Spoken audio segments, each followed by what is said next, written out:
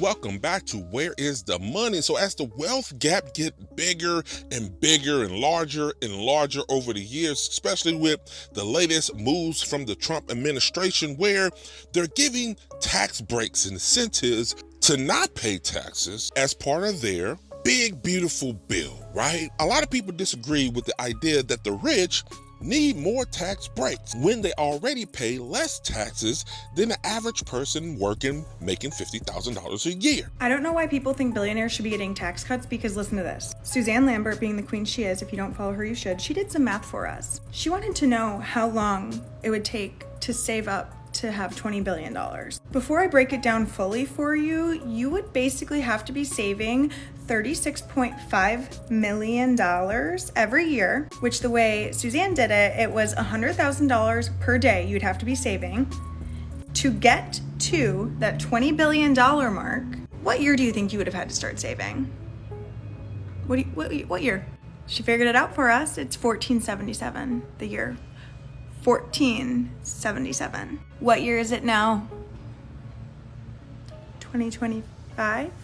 People who agree that tax cuts for billionaires should be happening, do you understand the capacity of $1 billion? $36.5 million a year you have to save. And that is over the course of 548 years. 548 years. Saving $36.5 million per year to have the net worth of $20 billion. You really think they need that tax cut? Well, the big beneficiaries are the ones who usually benefit, those toward the top. In fact, about 80% of the benefits of this bill go to the top 10% of earners. Now, while the tax cuts by themselves help every income group, I want to be clear here. Almost everyone gets a tax cut here. It wasn't just the wealthy that get tax cuts, but those cost cuts, which are mainly in Medicaid and SNAP, those are going to offset some of those tax cuts for those at the bottom. Well, this is a $4 trillion bill over 10 years, $5 trillion if they make the tax cuts permanent. And it's a massive transfer from the bottom to the top, because remember, you are extending the 2017 tax cuts, which helped everyone, but were still skewed toward the top. There are add-ons above and beyond the 2017 tax law that primarily help the top as well. And then to the extent that they are trying to pay for this, and again, they're not fully paying for this by any means, but the cuts to Medicaid and SNAP food stamps primarily hurt the poor. You get the bottom 20% would see a decline in after-tax income of $560 a year, or a 2.3% decrease in after-tax income. Now, the middle 20%, they would see a slight gain of $760 a year, or 1.5%. And the top quintile gets a $6,000 cut, or about 2.3%. Now, the top 1%, those making $650,000 or more, they get a tax cut of about $32,000. Nearly $700 if you look at the bottom 20% of families, and then a $30,000 benefit net when you look at the top 1%. And that's not even accounting for tariff revenue. Why do they need more? That is the ultimate question. They don't, but we keep giving it to them. Why? So I agree with her perspective. It would be $20,000 each individual person if we divide all of that wealth of all the billionaires into the individuals. We'll still make good money, but will that happen? Definitely not, because they spent generations accumulating this amount of wealth away from the working class for a reason. They're not interested in sharing the prosperity of what we do. A lot of people agree with the rich do not need more tax cuts in the bill, outside of the bill, in general. Warren Buffett still pays a lower tax rate than his secretary. She pays at twice the rate I pay. I think that's outrageous. That's because they pay different types of taxes. His secretary pays income taxes on her salary, but Buffett mainly pays capital gains taxes on his sold stock, and that's taxed at nearly half the rate. The wealthy are definitely undertaxed. I pay less in taxes than people that work for a living and make as much money as I do. He's a pretty typical one-percenter, except that he spends his money advocating for rich people like him to be taxed more. I want to live in a country filled with a middle class of people who can all afford to shop in our businesses. But there's some people that say, hey, trickle-down economics still works. It hasn't worked in many, many years, but we still should give it a try, okay? Because it could, at some point, work one day. I keep hearing people say that we need to tax the rich, but I need to explain to you guys how the world works because it actually makes no sense to tax the rich. Let me explain. First of all, there's a theory called trickle-down economics, and the idea is that if you let the rich get rich, eventually all of that wealth is going to trickle down to the rest of us. They're going to create jobs, and those jobs will pay better.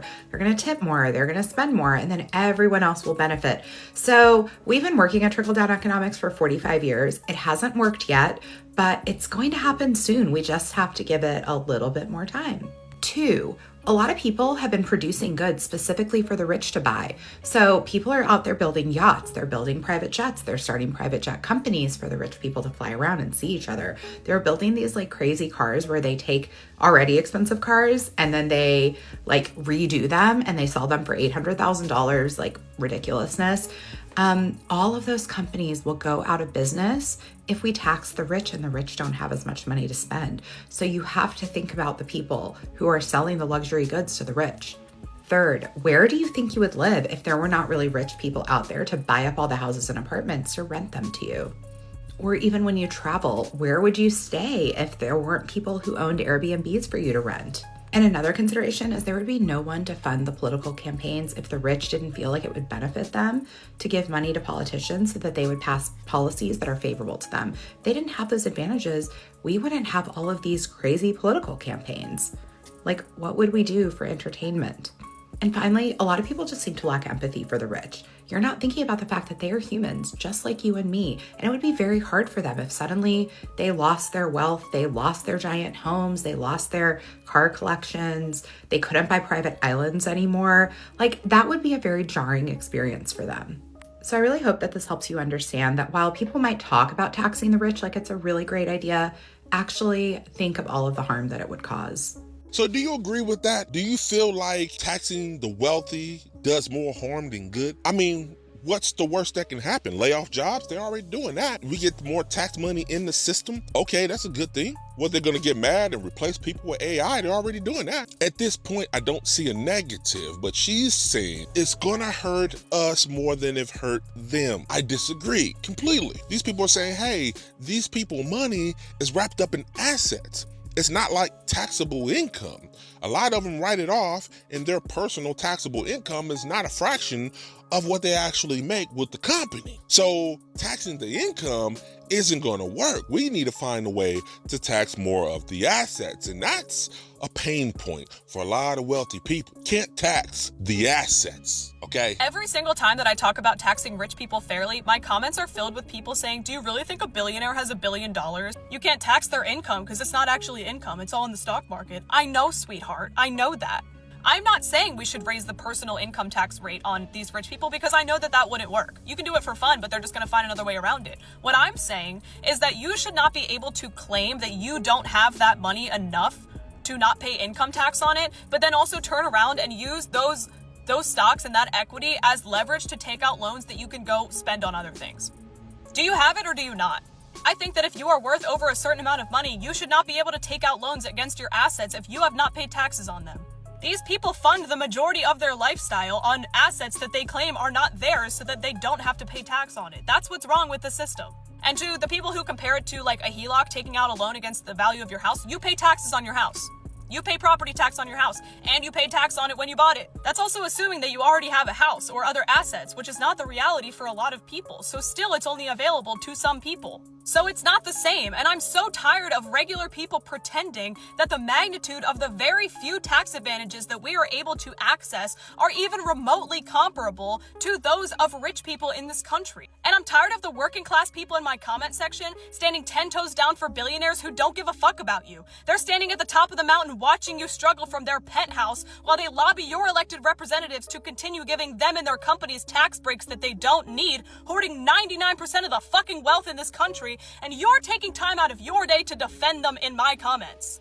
I need these people to wake the fuck up and realize that the ultra super wealthy are a minority in society, yet somehow all of our policies are catered to them and not to the majority who is the working class. What do you make of this conversation? Do you agree with more taxation on the wealthy? Do you feel like everybody, no matter how much you make, should be paying their fair share? You tell me. Put your comments below. Let's talk about it. This is Where is the Money? Talk to you soon.